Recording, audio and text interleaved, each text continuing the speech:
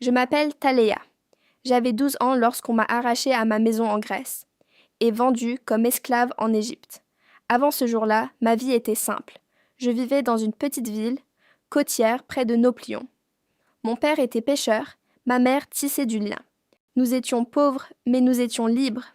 Je me souviens de l'odeur de la mer, de la chaleur du soleil sur les pierres et des chansons que ma mère chantait pendant qu'elle travaillait. Je n'aurais jamais imaginé qu'un jour, ces souvenirs seraient tout ce qui me resterait. C'est arrivé tôt le matin. 3 navires sont apparus à l'horizon, ni grecs, ni amicaux. Des hommes parlant latin et égyptien ont débarqué. Ils ont dit qu'ils étaient des marchands, mais les marchands ne transportent pas de chaînes. Mon père a essayé de me cacher derrière les filets de pêche, mais ils m'ont trouvé. Je me souviens encore du cri de ma mère qui m'appelait par mon nom alors qu'il m'emmenait de force. C'est la dernière fois que j'ai vu ma maison. Ils nous ont embarqués sur un bateau bondé d'autres enfants et de femmes. Certains venaient de Grèce, d'autres de Syrie. Nous avions tous peur. La mer était agitée. Les nuits étaient froides. Certains enfants pleuraient jusqu'à en perdre la voix. D'autres fixaient les vagues en silence, comme s'ils espéraient que la mer les engloutisse à leur place. Je serrais contre moi un petit lac coquillage que mon père m'avait donné. C'était la seule chose qu'il ne m'avait pas prise. Lorsque nous sommes arrivés à Alexandrie, j'ai cru que les dieux nous avaient abandonnés. La ville était immense, plus bruyante, plus lumineuse et plus rude que tout ce que j'avais jamais vu. Des soldats romains arpentèrent les rues. Les marchands criaient en grec, en latin et en égyptien. L'odeur des épices se mêlait à celle des animaux et de la fumée. On nous a emmenés sur un marché, pas pour acheter de la nourriture, mais pour être vendus. Je me tenais sur une estrade en bois, tandis que des hommes inspectaient donc mes mains, mes dents, mes cheveux. Je me sentais comme un objet, pas comme une personne. Une riche égyptienne m'a achetée. Elle s'appelait Tacette. Elle vivait dans une grande maison près du Nil.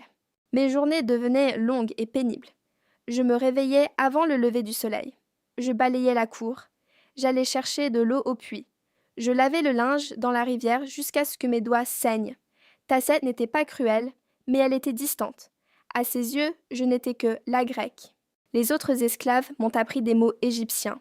Ils m'ont expliqué comment éviter de mettre le surveillant en colère. Ils m'ont dit de ne jamais regarder un officier romain dans les yeux. La nuit, je dormais sur une natte près de la cuisine. Je rêvais souvent de la Grèce. Mais chaque matin, l'Égypte me rappelait que les rêves étaient dangereux. Il y avait une personne qui se montrait gentille avec moi. Hamoun, un garçon à peine plus âgé que moi. Il travaillait dans les écuries. Il m'a appris à lire les symboles égyptiens les plus simples. Il partageait avec moi des dattes et des figues quand le surveillant avait le dos tourné. Il me racontait des histoires sur le Nil, sur les crocodiles, sur les dieux qui protégeaient les enfants. Pour la première fois depuis que j'avais quitté la Grèce, j'avais l'impression de ne plus être tout à fait seule. Un soir, Thasée m'a demandé de l'accompagner au temple. Le soleil se couchait et le ciel était rouge comme du feu. À l'intérieur du temple, j'ai vu des peintures représentant des déesses ailées, protégeant les plus faibles. Je ne sais pas pourquoi, mais j'ai senti quelque chose de chaud dans ma poitrine. Peut-être que les dieux d'Égypte m'écoutaient. Peut-être que les dieux de Grèce ne m'avaient pas oublié. Peut-être que les deux veillaient sur moi. Cette nuit-là, je me suis murmuré une promesse. Un jour, je serai à nouveau libre. Un jour, je rentrerai chez moi. Si tu entends mon histoire aujourd'hui, à travers les siècles, à travers le temps, alors je ne suis pas tombée dans l'oubli. J'étais une enfant, on m'a enlevée, on m'a réduite en esclavage. Mais j'ai survécu. Et même si je ne suis jamais retournée en Grèce, ma voix a enfin traversé la mer. Et ainsi, mon histoire est devenue l'une parmi des milliers. Une voix isolée parmi d'innombrables enfants emportés, oubliés, effacés par le temps. Mais si vous m'écoutez aujourd'hui, c'est que je ne suis plus oubliée. Je m'appelle Thaléa. J'avais 12 ans, je vivais et travaillais en Égypte sous l'Empire romain. Et c'était mon histoire. Si son histoire vous a ému, sachez qu'il y en a beaucoup d'autres qui attendent d'être racontées. Ce n'était que le début.